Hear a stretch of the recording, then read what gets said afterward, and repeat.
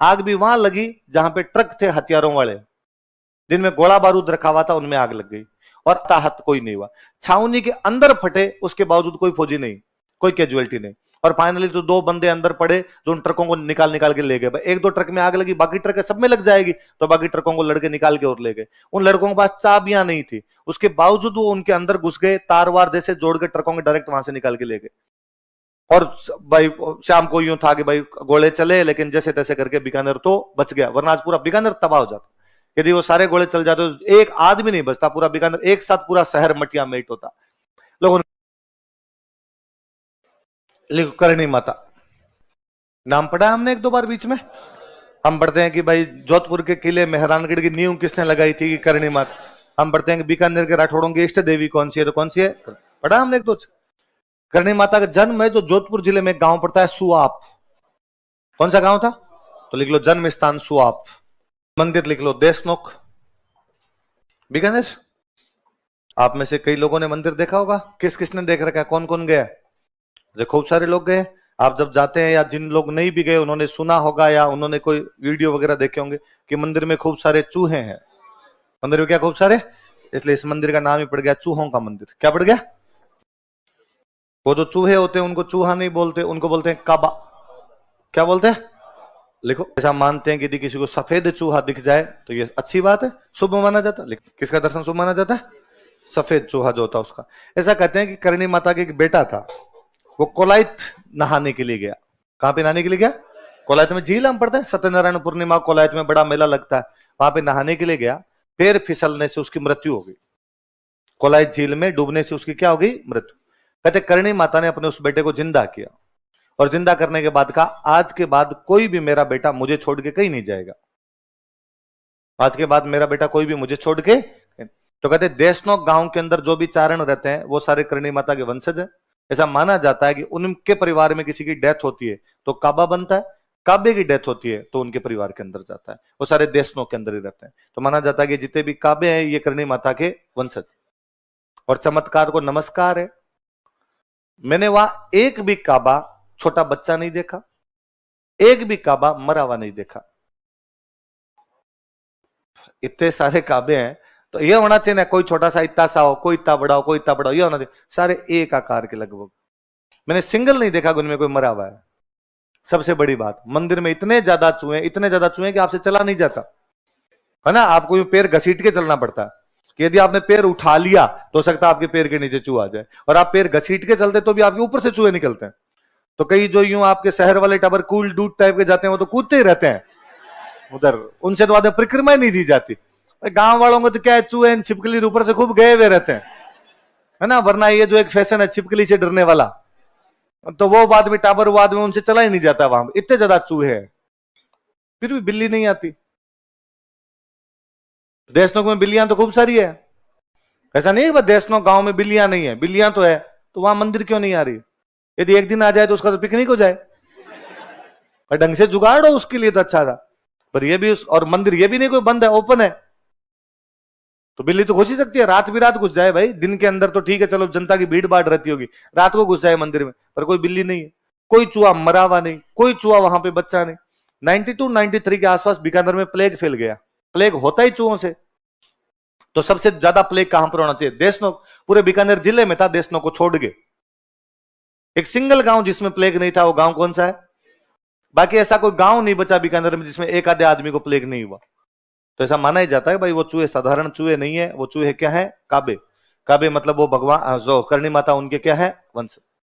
तो आप भी जाओ तो आप कभी नोटिस करना कि वहां पे कोई भी चूहा आपको छोटा नहीं दिखेगा, और कोई भी चूहा आपको मरा हुआ नहीं दिखेगा। और सफेद चूहे के दर्शन दुर्लभ है, बहुत रेयर किसी आदमी को सफेद चूहा दिखाई देता है। कि यदि कोई आदमी यूं बहुत आस्था ही हो, भयंकर आस्था हो, तब जाके डोगरी दर्शन देती है, वरना हर आदमी के लिए तो बस की बात नहीं। अब आप में से कई कहेंगे कि नहीं सर हम गए थे और हमें वहां पे दिखा था। दिखना किसको कहते हैं, मैं इस मंदिर में 100-150 बार आराम से गया हूंगा। कोई कि बीकानेर पढ़ते तब हमारे लिए वहां जाना बहुत नॉर्मल सा हुआ करता था, सप्ताह में एक बार चले जाते। नवरात्रों के अंदर तो यूं पक्का था कि पहले नवरात्रे को पैदल जाएंगे। पहले नवरात्रे के दिन यदि बीकानेर को देख लिया जाए तो ऐसे लगता है बीकानेर खाली हो गया और पूरा बीकानेर देशनोक चला गया। पूरी रोड ब्लॉक है, महिलाएं, बच्चे, बूढ़े, जवान क्या मतलब गाड़ियां भर भर के, मोटरसाइकिलें जा रही है, पैदल लोग जा रहे हैं, पूरे यूं जुड़ जाती है भीड़ कि बीकानेर से देशनोक तक लाइन बनाई जाए तो लाइन क्रॉस कर जाए, इतने सारे लोग जाते हैं। तो हम तो स्कूलों में पढ़ते उस टाइम तो खूब जाया करते भाई, 30-35 किलोमीटर पड़ता है, ज्यादा दूर भी नहीं है, तो पैदल भी खूब सारे जाया करते थे वहां पे। तो आस्था भी खूब सारी बीकानेर के अंदर है कि नहीं भाई, करणी माता की आस्था भी वहां पर रखी जाती है। और पर वो आजकल जो मंदिर है, वो मंदिर पूरी तरीके से पिकनिक स्पॉट हो रखा है। आजकल मुझे लगता है आजकल लोग आस्था से तो कम आते हैं और चूहे देखने ज्यादा आते हैं, तो फोटो खींचने में उनमें बिजी रहते हैं। तो मैं 100-150 बार गया हूं, मुझे सिंगल टाइम सफेद चूहा नहीं दिखा। देखना किसको कहते हैं? देखने का मतलब है कि आप घुस के मूर्ति के सामने गए, आपने हाथ जोड़े, हाथ जोड़ के परिक्रमा लगाई, परिक्रमा लगा के वापस आ गए, इसको तो कहते हैं दर्शन करना। इस दौरान तो आज तक नहीं दिखा। एक बार मुझे याद है कि आगे से एक निकला था, मुझे ऐसा यू फील हुआ कि सफेद चूहा निकला है, था कि नहीं था पता नहीं, पर उस दिन लगा अरे यार आज अपने घुसे न घुसते अपने को सफेद चूहा दिख गया। इसको तो देखना कहते हैं, इसमें तो एक बार भी नहीं दिखा। वैसे मेरे को 150 के 150 बार दिखा है कि वहां पर एक साइड में कढ़ाई पड़ी है, वहां कढ़ाई के पास आप 15-20 मिनट आधा घंटा जाके खड़े हो जाओ तो वहां दिख जाता है, पर वो जबरदस्ती है। वो तो फिर आप माता जी करेगा दिख आया हूं तो ऐसे तो नहीं। डोकरी जिस दिन भला करेगी उस दिन खुद ही दर्शन दे देगी, और यदि आपकी भक्ति में कहीं ना कहीं कमी है तो तब तक आपको डोकरी दर्शन है। तो अपने मानते हैं कि भाई अपने इतनी अच्छी भक्ति नहीं करते होंगे डोकरी को कि डोकरी को ये लगे कि इसको दर्शन देने चाहिए। वहां जाके उस कढ़ाई के पास में, जब वहां तो जितनी बार गए हमेशा खड़े होते हैं, अब तो मेरा जी नहीं करता। शुरू शुरू में जाते तब कहते नहीं सफेद देख के ही जाना है, तो वहां पे खड़े हो जाते। एक वो जो ढोल बजाने वाले हैं उनके पास में जाके खड़े हो जाते हो। 2-3 लोकेशन है जहां पर वो 15-20 मिनट के अंदर घूमता है, एक आधा कोई सफेद चूहा घूमता है, तो यहाँ पे देख लिया जाए। पर फिर मुझे लगने लगा कि यार ये तो माँ के साथ जबरदस्ती है कि अपने माँ को कह रहे हैं कि नहीं तुझे दिखना ही पड़ेगा, देख मैं इतनी दूर से आया हूं तेरे लिए, अब तो यहाँ पे दिखाई दे। तो आजकल तो मैं उधर जाता है, मैं हाथ जोड़ता हूँ, परिक्रमा लगाता हूँ, बाहर निकल आता हूँ कि जिस दिन राजी होगी माँ उस दिन तो खुद ही दर्शन दे जाएगी, राजी नहीं है तो अपने भाग में नहीं। ऐसे जाते ही मंदिर मूर्ति के सामने गए, परिक्रमा निकाल के बाहर आए, आप में से किस किस को दिखा है? 1-2। तो कि मंदिर जाने वालों में तो अपने खूब सारे लोगों ने हाथ खड़े किए, तो बहुत रेयर रेयर दिखता है वास्तव में। तो ये कोई डोकरी का चमत्कार सा ही है। ये तो मुख्य मंदिर है, ये जो मुख्य मंदिर है ये तो कौन सा है? देशनोक में क्या बोलते हैं इसको? चूहों का मंदिर। चूहों को क्या बोलते हैं? काबा। और कौन से काबे को देखना चाहिए? इस देशनोक से थोड़ा सा अंदर की तरफ चलते हैं, मतलब गांव की अंदर जो जंगल की तरफ है, वहां पर एक मंदिर और बना हुआ, जिस मंदिर को बोलते हैं नेहड़ी जी। क्या बोलते हैं? नेहड़ी जी बोलते हैं। पहले तो मैं बताता हूं नेहड़ी क्या होती है। बिलोना देखा? बिलोना, बिलोना देखा होगा? दही दही करने वाला जो छाछ को जो बिलोते हैं, दही को बिलोते हैं, उसमें एक लकड़ी होती है जो जमीन में रोपते हैं, एक लकड़ी जो जमीन में रोपते हैं। फिर आगे आपकी हांडी रखी हुई है, फिर हांडी में एक लकड़ी और होती है। जो हांडी में लकड़ी होती है जो घूमती है उसमें, वो तो है झेरना। वो तो क्या है? झेर। वो लकड़ी जो आपके जमीन में रोपी और जिसके चारों तरफ आप रस्सी घुमाते हो उसको बोलते हैं नेहड़ी। क्या बोलते हैं? तो जो जमीन में रोपी हुई लकड़ी जिसके सहारे रस्सी घूमती है वो तो क्या है? जो हांडी के अंदर आपके जो लकड़ी घूमती है, मथती है उस दही को, उसको क्या बोलते हैं? झेरना। तो वो जो नेहड़ी है, वो जो बाहर लकड़ी लकड़ी होती है जो आपके जमीन में रूपी होती है। कहते करणी माता जब यहाँ रहते थे इनके पास खूब सारी गायें थी, खूब सारी गायें थी, तो उन गायों का दूध होता, दूध का आप दही जमाओ, दही की आप छाछ बनाओ। जब उनको यहाँ पे वो छाछ वगैरह बनाया करते, तो जो लकड़ी उन्होंने लगा रखी थी, जो नेहड़ी लगा रखी थी, वो खेजड़ी का पेड़ है। वो क्या है? और लोग ऐसा मानते हैं कि उस खेजड़ी के पेड़ की चर्म रोग पर यदि लगाई जाए, छाल लगाई जाए, तो उनकी बीमारियां दूर हो जाती है। तो वहां से लोग वो जो खेजड़ी का पेड़ था, जो नेहड़ी जी है, जो करणी माता की नेहड़ी जी मानी जाती है, उसको छाल को तोड़ तोड़ के लेके जाया करते थे। तो कई साल तो वो बस खेजड़ी थी, वहां पे कोई मंदिर वंदिर नहीं था। अब वहां पे बहुत बड़ा मंदिर बना दिया। अब तो वहां पे इतनी ज्यादा भीड़ आने लग गई कि उस खेजड़ी को कवर कर रखा है ताकि इसकी छाल कोई उतार नहीं सके, वरना लोग छीना झपटी करते हैं वहां उसके लिए। तो अब उसको पूरा कवर कर दिया, पर वो मंदिर बहुत अच्छा सा बना हुआ है। तो आप में से जब भी कोई जाए तो मुख्य मंदिर तो जाए, बाद में नेहड़ी जी जाके आए, क्योंकि नेहड़ी जी वाली जगह पे करणी माता रहती थी। तो वहां नीचे अब भी एक गुफा बनी हुई है, ऐसा उस गुफा में एक शिवलिंग है। ऐसा माना जाता है कि इस गुफा में बैठ के करणी माता तपस्या किया करती थी। और जब करणी माता इस गुफा में बैठ के तपस्या करती, तब बाहर के किसी भी आदमी की एंट्री बैन थी, कि बाहर से कोई भी आदमी इस गुफा के अंदर नहीं जाएगा। और यदि कोई बंदा उस गुफा के अंदर जाएगा तो करणी माता को सूचना देके जाएगा, भाई माता जी मैं अंदर आ रहा हूं, तो जा सकता है, वरना तो नहीं जाएगा। कारण कहते हैं कि भाई करणी माता जब उस गुफा में बैठती तो अपना भेष बदल लिया करती, रूप परिवर्तन करके वहां पर बैठा करती थी। इसलिए डोकरे टाइप के लोग तो आज भी इन बातों का ध्यान रखते हैं। और जब उस गुफा के अंदर घुसते हैं तो या तो उसकी दीवारों पर मारते हैं, आने का एंट्री साइन है, या बाद गांव का सीधा तरीका खंखारे करो, खंखारे करके अंदर जाओ। युवा पीढ़ी को पता नहीं तो आप सीधे सीधे उसमें घुस जाते हो, नहीं घुसना उसमें। उस गुफा में घुसने से पहले या तो उसकी दीवारों पर मारा जाए या बाद में क्या किए जाए, खंखारे किए जाए, तब अंदर जाके सूचना मिलेगी भाई आप अंदर आ सकते हो। उस मंदिर को क्या बोलते हैं? ऐसा कहते हैं कि करणी माता 151 साल की होगी मरी थी। कितने साल जिंदा रही थी? आप कभी नोटिस भी करना, ऐसा होता भी है कि यदि कोई बंदा 100 साल के बाद जिंदा रहे, हम भारतीय दर्शन ये मानता है कि व्यक्ति का जीवन कितने साल का है? 100 साल से पहले पहले आदमी मर जाएगा, अपने 100 साल का माना जाता। पर मान लो यदि कोई 100 साल के बाद जिंदा रहता है, तो यदि किसी आदमी के बाल उड़ गए तो वापस आते हैं, यदि बाल सफेद हो गए काले होते हैं, यदि दांत गिर गए तो वापस आते हैं। महिलाओं की दाढ़ी आ जाती है, महिलाओं के दाढ़ी के बाल आने लग जाएंगे, और कहते हैं कि जिन महिलाओं के दाढ़ी के बाल आने लग जाते हैं वो देवी का रूप है। इसलिए आज भी गांव में जिन महिलाओं के इस प्रकार के चेहरे पर बाल दिखाई दे उनको चमत्कारी महिलाएं माना जाता है। तो करणी माता की दाढ़ी आ गई थी, इसलिए करणी माता का नाम यह दाढ़ी वाली डोकरी। क्या नाम है? डोकरी का मतलब होता है बूढ़ी महिला। डोकरी का मतलब क्या होता है? इतने बूढ़े हो गए थे कि उनकी क्या आने लग गई थी? दाढ़ी आने लग गई थी। देखो, करणी माता को दाढ़ी वाली डोकरी कहा जाता है। अरे डोकरी शब्द पे आपको पता नहीं क्यों अजीब लगता है। मैंने मतलब यहां आने के बाद मैं पढ़ाने लगा तब मुझे लगा कि डोकरी शब्द पे हंसते हैं। मैंने कभी याद ही नहीं आता करणी माता के मंदिर गए और कभी किसी को करणी माता के जाके कोई पूछता कहां जा रहे हो? डोकरी के। कहां से आ रहे हो? डोकरी। करणी माता। और आपको गाड़ियों के पीछे लिखा हुआ मिलेगा डोकरी कृपा, आपको मूर्तियों के नीचे लिखा हुआ मिलेगा दाढ़ी वाली डोकरी। तो डोकरी माता जी जितने भी ये देवियां हुई है इनके लिए सम्मानजनक शब्द ही माना जाता था कि भाई बूढ़ी महिलाएं थी जिन्होंने हमारे समाज के अंदर चमत्कार दिखाए। तो डोकरी का सामान्य मीनिंग तो क्या होता है? बूढ़ी महिला, चेहरे पे दाढ़ी ना आ गई थी इसलिए क्या बोलने लग गए? अभी भी कभी आप देख रहे हैं, कभी देशनोक जाओ तो वहां बाहर दुकानें, आप उन दुकानों पे कभी नोटिस करना कि कोई बंदा जाता है तो मूर्तियां लाता है वहां से। तो कोई बंदा गया दुकान पर, उसने जाके कहा मुझे करणी माता की मूर्ति दे दो। तो करणी माता की एक बहुत फेमस सी मूर्ति है जिसमें करणी माता एक महिला के रूप में खड़ी है, उनके हाथ में वो त्रिशूल सा लिया हुआ है और साथ में एक शेर बैठा है। साथ में क्या बैठा हुआ है? शेर। वो बहुत फेमस मूर्ति है करणी माता की। तो दुकान वाला फटाफट वो निकाल के देता है। कई बार 10 लोगों में से कोई एक आदमी वापस कहेगा ये मत दे, डंकी दे, दाढ़ी वाली दे। असली रूप माता जी का वो है, ये तुम्हारे बनाए हुए हैं कि माता है तो माता के साथ में शेर है और माता है तो माता के हाथ में क्या है? त्रिशूल। ये हमारे वाली करणी माता नहीं, ये तो कोई माता है। हर देवी का स्वरूप इसी प्रकार का है। हमारे वाली माता जी तो वो है जिसमें दाढ़ी आ रखी है। फिर बाकायदा वो एक सिंगल फोटो निकाल के देता है जिसमें एक बुढ़ी सी महिला बैठी है और उस महिला के चेहरे पे क्या रखी है? दाढ़ी आ रखी है। इसलिए नाम ही क्या पड़ गया? दाढ़ी वाली डोकरी। कितने साल के हो गए मरे? 151 साल के। और मुझे तो यह भी बड़ा अजीब लगता है, इन माता जी को कभी आप नहीं कहा जाता। कितने साल के हो गए मरी? तू। मां के साथ रिश्ता तभी बन पाता है डंका। तो मेरे कभी याद नहीं आता, कभी मैं और किसी मंदिर में गया हूं तो मैं उनको जाके भगवान का जोड़े, हे भगवान आप ये करना मेरे लिए, आप ये करना। करणी माता अगर मैं कभी कहता हूं डोकरी तू ये कर, तू मेरा ये भला काम कर, तू मेरा ये अच्छा काम कर। माँ को आप कहे फिर माँ वाली सी फीलिंग ही नहीं आती, फिर लगता कोई और कोई महिला है उसके साथ। तो वो दिल वाला रिश्ता तो तभी बन पाए जब आपको लगता है कि आप वाकई उसके बेटे और वो आपकी माँ है। करणी माता का प्रतीक माना जाता है चील। चील होता है चील, उसमें भी चील होती है, इसको लोकल भाषा वहां बोलते हैं सांवली। क्या बोलते हैं? सांवली। लिखो करणी माता का प्रतीक, सिंबल ऑफ करणी माता। तो करणी माता का प्रतीक क्या माना जाता है? चील। या कोष्टक में क्या लिख लो? सांवली। यह भी कोई डोकरी का चमत्कार ही है। बीकानेर में किला है जूनागढ़, जूनागढ़ का किला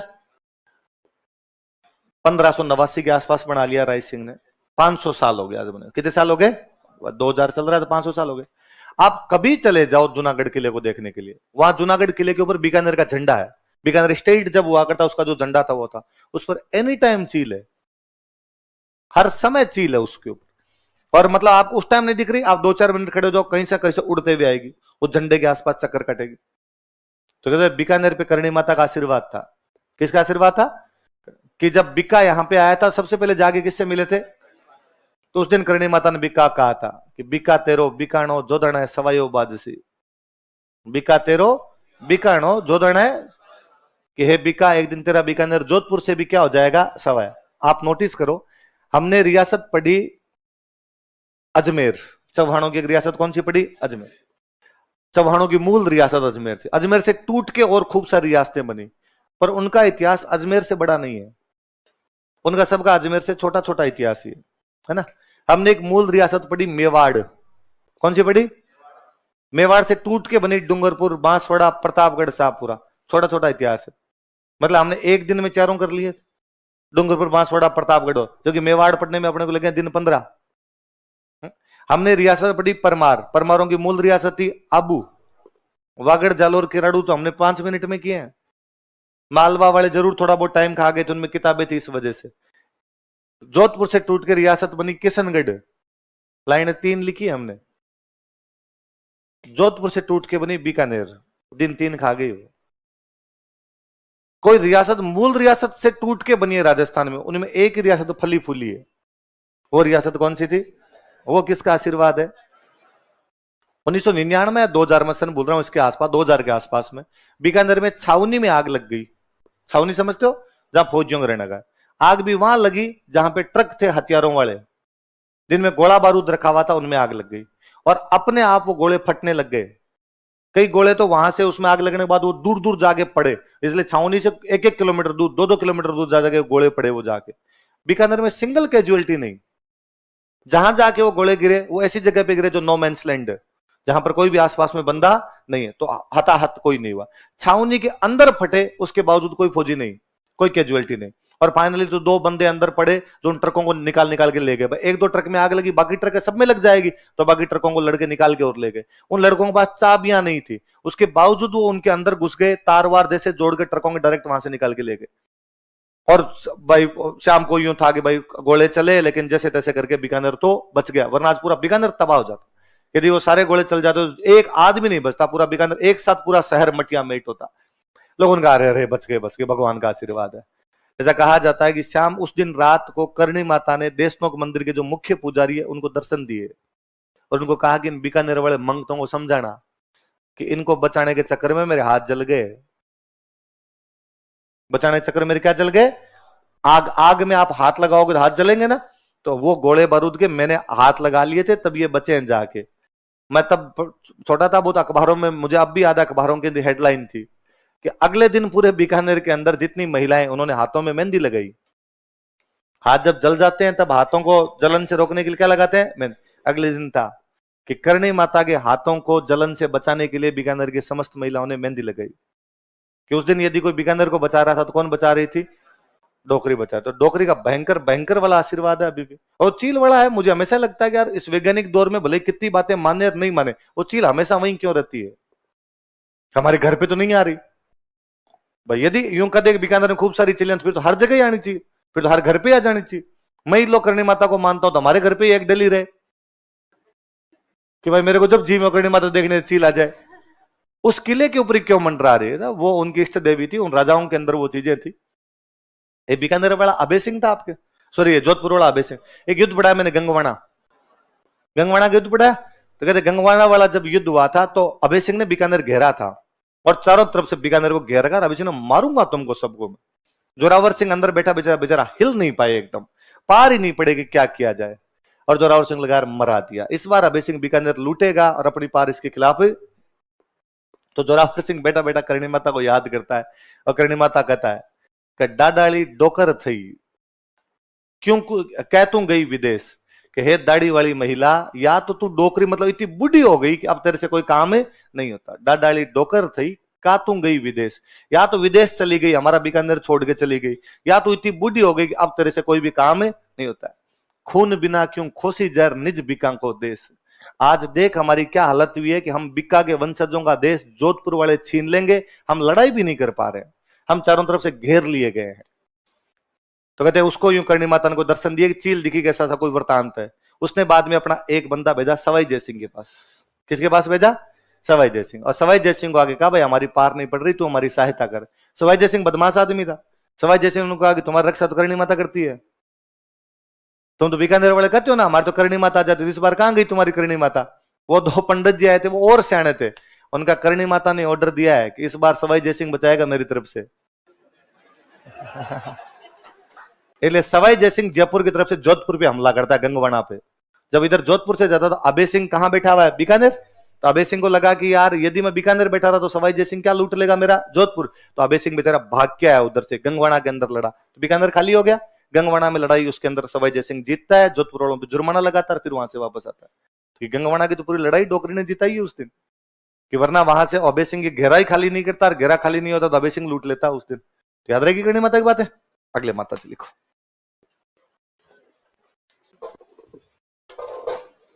और फिर ये यदि आपके दिमाग में आए कि नहीं सर ऐसे चमत्कार वगैरह कुछ भी नहीं होते, तब वो बात सुन लेना। वो बात मैंने बताई थी आपको, ईसा मसीह जब फ्राइडे को मर के संडे को आ सकता है, तो करणी माता बीकानेर भी बचा सकती है। जीर्ण माता।